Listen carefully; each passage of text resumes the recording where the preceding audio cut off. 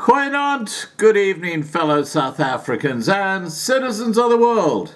And don't forget tonight at 8 p.m. Johannesburg time on the main Loving Life channel, this channel, we're going to be blowing the lid on what's actually happening behind the scenes with the lockdown and further evidence of why it's a complete failure. And this from a medical sense of the word. But right now, I want to talk to you about what's going on in South Africa when it comes to priorities. Okay, we're talking about priorities. Now, you would think in South Africa there are far more important subjects to talk about than alleged racism of a 14-year-old girl, wouldn't you? Well, apparently not. The newspapers in South Africa have an obsession of writing about racism when there's a white person involved. This is not someone who's attacked a black person, tortured a black person, stolen from a black person, physically abused a black person. This is someone who has sent out a stupid tweet. A 14-year-old girl who's had a career in modeling destroyed because of a tweet that she wrote when she was a young teenager. But it's worthy of a report in the mainstream media in South Africa, while far more serious issues are brushed under the carpet because the mainstream media is fake news. On this channel, the Loving Life channel, without fear and favor, we report on real news. Now, let me tell you what I'm talking about here.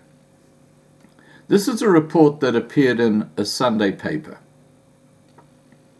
just last Sunday. The N-word might be a ubiquitous in rap, but that doesn't give everyone carte blanche to use it. That was a warning this week from Wits University historian Hlonipha Mokona after two Miss South Africa entrants saw their hopes crumble over teenage tweets containing the N-word. When she was 14, it emerged on Tuesday, Bianca Schoombe used the N-word and repeatedly referred to women as sluts and bitches. Now look, when I was a 14-year-old, we didn't have the internet, okay? I'm an old fart. But, hey, we used to say silly things because we were children. We were emotionally immature. Kids of 14 years cannot go before a normal court because they can go for a children's court, but they can't go before a normal court because courts recognize that they are too young to really know what they're doing. But blow me down, that's no excuse when it comes to racism. On Wednesday, the 21-year-old stepped away from the 2021 pageant, and on Thursday she parted with modeling agency Sync. In other words, her modeling career has been destroyed because of a stupid Twitter that she sent out when she was just 14 years old. This is such an overkill, it's ridiculous. Then social media sleuths found the N-word in posts from 2010 to 2013 by another entrant, Onida Cooper, who said she would not yield to cyberbullying by withdrawing from the competition. Cooper, daughter of struggling veteran Sathesvan Sats Cooper, who was locked up for 9 years during the apartheid era, said, "I wish nobody out there is subjected to the cruelty of what I've endured for the past few days." Cooper, 27, said that the COVID-19 lockdown had given people more time to persecute others. Tweets amongst my teenage girlfriends that have been circulated have been geared at presenting me in a negative light, she said. To have certain individuals trying to break down your race, your culture, your political stance from a few tweets is so unfortunate because it is so far from the truth. It would be remiss of us not to believe that people can grow.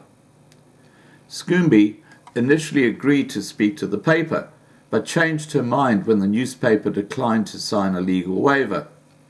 Makuna from the Wits Institute for Social and Economic Research said popular culture and social media had created the false impression that the N-word is democratic and that any black person in the world can use it. However, only African Americans can and should be allowed to use the word. As black South Africans, we have a country run by us, a constitution that we have written, and a set of rights which are every day protected by the law. African Americans do not have the power, and so the N-word is what in America they call fighting words. Social media has unfortunately trivialized this word. It should always be clear that the word will never be acceptable to be used by anyone whose ancestors have never been hung from a tree, period. Well, this is where the BS comes in. It's like the K word. You know, if a white person uses a K word, bang, crimen injuria, up to 3 years behind bars, total overkill, as in the case of Vicky Momberg. We've spoken about that extensively. If a black person uses it, so what? Doesn't matter. Look, if race doesn't matter, if we're a non-racial society, if we see our brothers, regardless of color, as the same, then it either does matter, regardless of your color, or it doesn't matter, regardless of your color. Because once you start bringing in skin color into the use of a word, you are becoming racist. And that is why the courts in South Africa are displaying blatant racism. And there are so many examples of that today. And basically the courts are often being used in South Africa to persecute the white population. And guess what? I hate to say it, but those who are actually ruling over the court case are quite often black people. And they're the ones who are basically putting these harsh sentences on people of other skin colors. And that is racism. What happened with Scooby and this other woman, that to me is just a childish prank. You know, it's just a little child fooling around on the internet, just being silly, not understanding that 6 or 7 years later, it's going to come home to bite them. It's just absolutely ridiculous. And newspapers that report like this should be ashamed of themselves. They've got the space available to report on far more serious subjects. You know, there is so much happening in South Africa that is just completely glossed over that we cover on this Loving Life channel because they are failing. They are derelict in their duty of covering real news. They look for trivial little things and blow them up into a nothing burger.